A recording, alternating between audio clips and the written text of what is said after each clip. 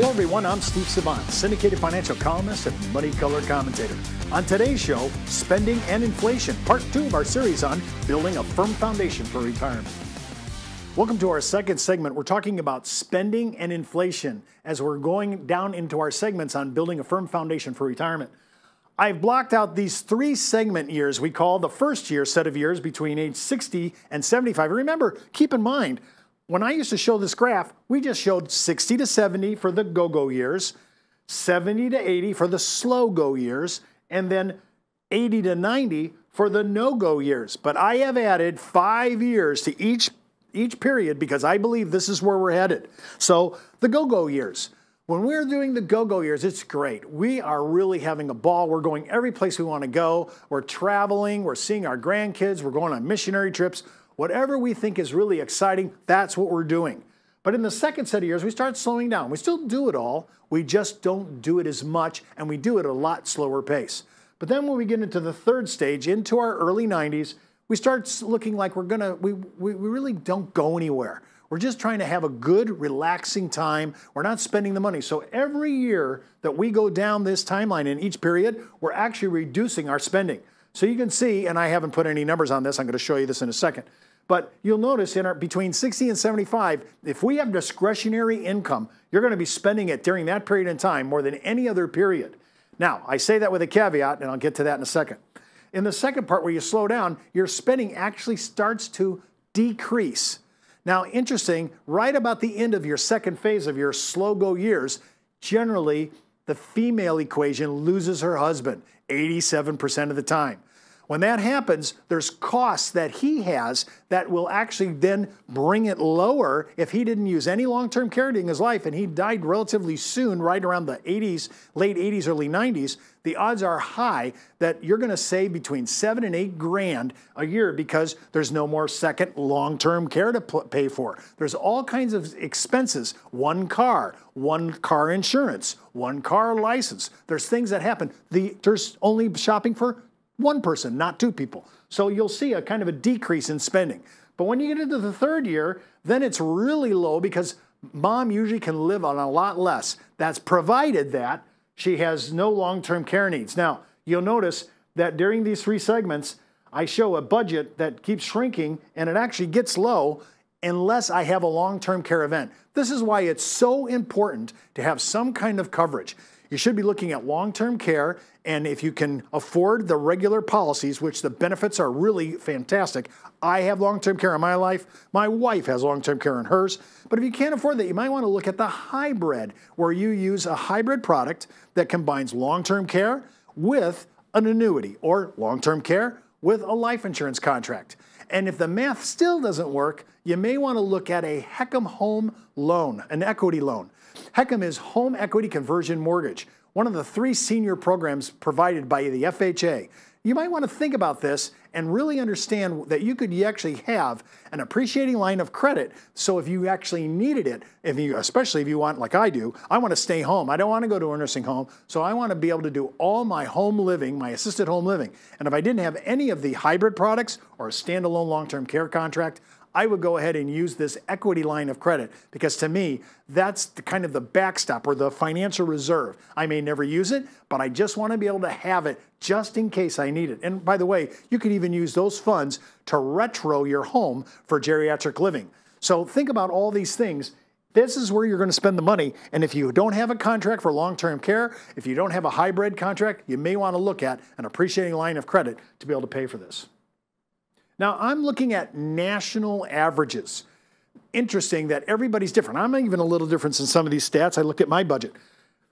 Food is about 12.6%. And by the way, we're hoping that the Congress will pass this new CPIE, this thing for seniors, that we should have a specific CPI for seniors. Remember, the government doesn't even include most of the stuff that we use, like it doesn't include groceries and utilities and gasoline. Crazy. So we're hoping that they'll pass this and that'll help in our Social Security inflation increases every year. Remember, the last 7 years, it hasn't been that great. We've only had 4 increases. They've been marginal. In 3 of those years, we didn't have any. So food costs about 12.6% of the budget. Clothing and services, 3.3%. Housing, still, even in our senior year, 33.4%, because we're the first generation, the boomers, we're taking a mortgage into retirement. Unheard of. Our preceding generations never had this issue. They already had their mortgage paid off by the time they hit 65. We're the first generation to go ahead and actually bring a mortgage into our retirement. And part of that reason is because we were paying our parents' long-term care costs and our children's tuition. We never had time to pay our mortgage down, and our retirement fund isn't really that great. So you want to look at that. That's the number one target I want to look at to see if I can functionally take care of that. And when I get to segment 4, I'll talk to you a little bit about how to take care of that.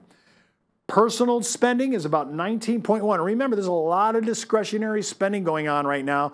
Restaurants love us. We're consumers. We love to go out to eat. We love to buy on sale if it's really a sale. We spend money. Medical is 8%. When I get to be a senior, I went from age 64 Obamacare. My premium was $1,100, high deductible. That was my premium every year. And then all of a sudden I went right into Medicare, and it went from $1,100 right to $134. It was great.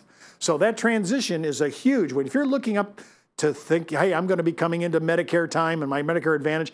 If you want to keep your coverage so that when you come into Medicare, you don't have certain penalties. I'll get to that in a second. I also want to look at my transportation. Now, I don't know if this is going to change. Electric cars are coming online. There's Uber, there's Lyft. But I think a lot of older adults are going to go down to one car and start to use the Uber and the Lyft services and other services like that, because I think transportation is going to actually go lower for some seniors, because they're going to start to look at this and look at the price tag. And I think you can save yourself a half of your car insurance. You're buying a car. There's a lot of expense loads, collateral expenses that you can save by trying to go down to that. And then there's 6%. I don't know what they're spending it on. It could be a myriad. Probably that line here should be grandchildren. And of course, then that gives us 100%. And remember now, the highest actual expense that I'm ever going to have is always going to be taxes. And then look at inflation, the annual increase of pricing goods and services measured by the federal government. And the following graph illustrates the annual percentage of change every year since 1967. Over the last 47 years, the average annual inflation rate in the U.S. has been 4.22. Now remember, they're taking all the last 47 years. I find that kind of misleading in a way. I'll show you why. Here's a graph from 1967 to the year 2015. In 1967, I went to my junior prom and filled up my gas tank at 31 cents a gallon. Unbelievable. I think my tux cost me 20 bucks. I mean, the expense loads were so low to me compared to today. Then you can look at the 70s. I got married in 1975. When I look back at those days, we must have been really in love, because I didn't really feel the economic pressures of the inflation rates. Look at these inflation. So much so that Social Security was paying double-digit increases in the 70s and early 80s. Think about that. And then you'll notice that we started having a decline in interest rate or in inflation rates, and then jump back up again after the Reagan years. A little bit of inflation. Then everything starts to stay under 4%. So when we say it's average 4.2, that's taking into everything, all the account of all the past first 30 years of that, 47 years. When you look at these last 2 decades or so, we're well under 4%. And remember, one of the big reasons why we're not seeing inflation is because we have such debt that we can't really assign an interest rate to our debt, a true debt. And the seniors are paying for this, by the way. All seniors are paying for this. CD rates are depressed at somewhere around 2.25% for a 5-year lock at bankrate.com. So when I'm looking at inflation, do I ever see it coming back? Well, I think you need to prepare for it. I think you need to have some edge to it. Some people like you get a little bit of edge. Maybe Social Security will give you a bump or not. But you also might want to look at annuities that have a built-in cost of living adjustment. You may want to look at all these inflationary issues. I still have money in the market because I want to still have a little bit of an edge to my portfolio. This could be, remember, inflation could be the biggest decrease in your power spending. Your purchasing dollar is going to be limited by the inflation rate that we're going to face if we return to days like this. Don't forget to watch our next segment on Medicare and Social Security, part 3 of our series on building a firm foundation for retirement. And keep in mind, before moving forward with any of the ideas on the show, always check with your tax consultant, legal counsel, or your financial advisor. You've been watching Steve Savant's Money, the name of the game.